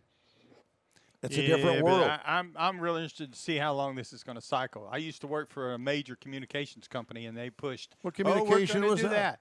The communication company. And they pushed, we're going to work from home, and everybody's going to work from home and all this stuff. And so they send us all out into the world. And it wasn't long till they figured out that brain trust, working over the phone and stuff, they lost a lot of brain power, a lot of interaction between employees, and they started bringing people back into the office I think this space. is going to have an impact not just in the automotive industry. I think in all industries and businesses as they push people home to work. Think about some of these huge buildings we have in Houston. They're going to go vacant. Well, they are, but again, what are you losing whenever you do that? Traffic. Oh, gosh, traffic's been so nice lately. It has, but I noticed that it has picked up. It's picked up quite a bit. Yeah. Particularly on 59 South, whenever they close it down and they don't tell anybody. Or you don't check. Oh. Because it was closed the last 3 weeks he drove. He figured it might be open. But they said it was closed. Yeah. There is all of that. Well, don't get me started. I think that this is a good time to just kind of vacate this show and say goodbye. Because I know I have a good feeling as we to can spend another hour say goodbye, going on Gracie. here. Where we're going with this. Yeah, Jeff just flashed me a sign. I thought, maybe not. Well, you going to go out tomorrow night or tomorrow to see Troy's birthday up at Twin Peaks? I will not be there. Okay, I think I'm going to go. I'm going to get the rally out. Hey, that's it for today's In Wheel Time Car Show. When you're on Facebook, please give us a like and watch our show over and over again. You'll also get Conrad's Unicorn Hunting features, along with all things automotive. And while you're online, watch us on YouTube as well. Our website is inwheeltime.com. Podcasts of the show are available on Apple Podcasts, Spotify, Stitcher Radio, iHeart Podcast, TuneIn, Google Podcast, and Podcast Addict. The In Wheel Time Chief Engineer is the fabulous David Ainsley. Our Video Technical Director and Sales Goddess is Jeffrey Zekin. Special thanks to all of our guests today. Next week, we talk about car events. And if you're not here in the Houston area, hey, we got ideas for you where you are. For Mike Out of This World Mars and King Conrad DeLong, I'm Don Armstrong. Thank you for following In Wheel Time. Please tell your car friends about us. Have a great week and stay cool like you know you are. We'll see you again live online next Saturday at our new time, 10 a.m. to noon Central, on all your popular social media platforms. See you then. Please keep it sanitary.